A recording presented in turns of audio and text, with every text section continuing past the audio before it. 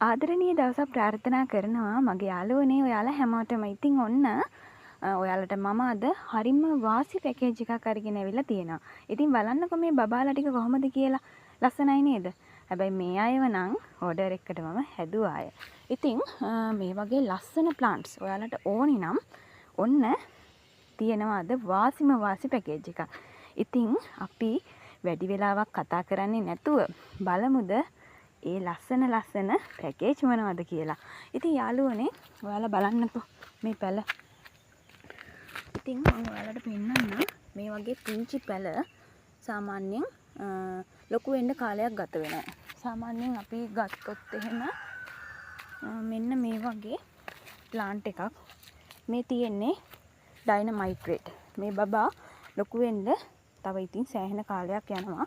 ඉතින් ඇන්තෝරියම් වලට ආධුනික කෙනෙක් වුණත් දන්නවා සාමාන්‍යයෙන් මේ වගේ පුංචි පැල ලොකු කරන්න කොච්චර කාලයක් යනවද කියලා. ඉතින් මේ ඩයිනමයිට් රේට් හැදෙන්නේ වියලි කලාපේ. ඇත්තටම අපේ පළාත් හරි දුෂ්කරයි. ඉතින් වියලි කලාපේ තමයි මේ ඩයිනමයිට් රේට් මේ විදිහට හැදෙන්නේ. ඉතින් හදාගන්න අපහසු ගොඩක් වර්ග මම හදලා තියෙනවා. විශේෂයෙන් US එහෙම මම මේ මෑතකදීත් දුන්නා US බ්‍රිලියන්ට් මමම හැදුව එක්කෙනෙක්. ඉතින් මේ හරිම අපහසු වුණත් අපේ ඕනකම උනන්දුව කැපවීම තියෙනවා නම් ඇත්තට මේ අය පුදුම ලස්සනට හැදෙනවා.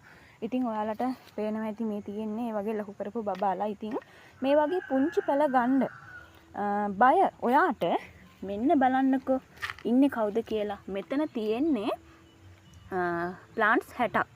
මල් ආසන්න ලොකු බබාලා 60ක් ඉන්නවා. වර්ග 60කින් පැල 60ක් තියෙනවා. ඉතින් ඔන්න ඕන කෙනෙකුට මේ කෙල්ලොන්ව අරගෙන ඔයාලට පුළුවන් මේ අයගේ පිපෙන මල් වල හැඩ බලන්න. විශේෂයෙන් ජගුව ග්‍රීන් බ්ලැක් වර්ග සීඩ්ස් වර්ග ඒ වගේම තමා ලිවියම් සීඩ්ස් මෙතන ඇති වෙන්න තියෙනවා. ඉතින් ඔන්න ඕන කෙනෙකුට වගාවට අලුත් පුංචි පැල හදන්න බය ඕනම කෙනෙකුට ඔන්න මේ අවස්ථාව හරිම වටිනවා කියලා මම හිතනවා.